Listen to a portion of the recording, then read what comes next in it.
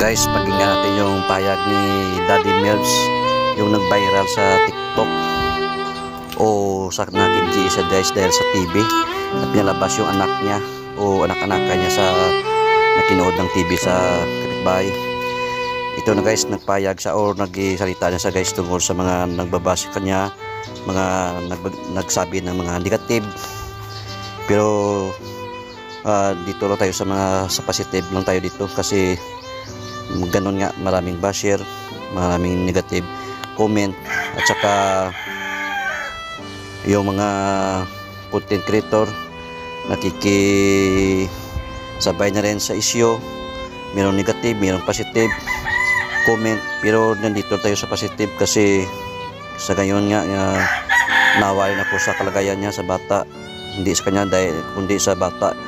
At ito guys, salamat nito sa mga content creator, sa mga YouTubers, sa mga poposarers. Ito guys, panoorin natin yung payag niya.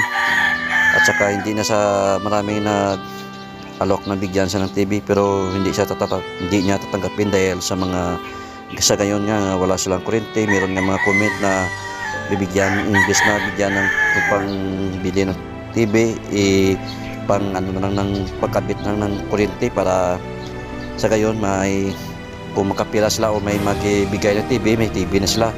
Kaya ito guys, panoorin natin yung payag ni Kuya guys. Hello po guys, sa lahat po ng nakapansin po sa amin sa story po namin ni Ethan tungkol po sa TV, sa lahat po na nagpo-post po sa reel po, sa Facebook, sa TikTok, pati na po sa may YouTube, nabibigyan na po kami ng TV.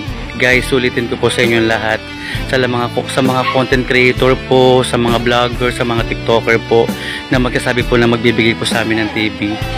Kaya sana po makarating po sa inyo to. Hindi po namin tatanggapin yung binibigay po ninyong TV. Hindi po namin kukunin kung sakali pong bibigyan nyo po kami ng TV. Gawa po ng yung mga basher po guys, yung mga nalalait po sa pagkatao ko, sa mga nandadoon po sa pagkatao ko, na kesyo, namamalimos daw po kami, nanghihingi daw po kami ng tulong, nagpapaawa at gumagawa lang daw po ng paraan para magka-TV. Guys, hindi po ako tatanggap ng TV po. Bakit po guys? Guys, wala naman po ako sariling bahay eh. Saan ko po ilalagay yung TV? Nakikitira lang nga lang po ako.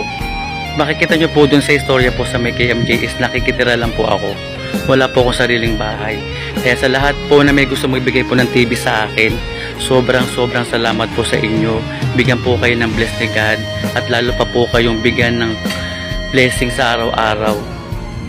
At sa lahat po ng mga nambabash po sa akin na sinasabing gawa-gawa ko lang daw po, si God na po yung bahala sa inyo kasi mapapanood nyo naman po sa KMJS sa Channel 7. Hindi po talaga ako nanghihingi ng TV at talagang totoo po yung istorya po. Salamat po sa inyo lahat at God bless po sa inyo lahat.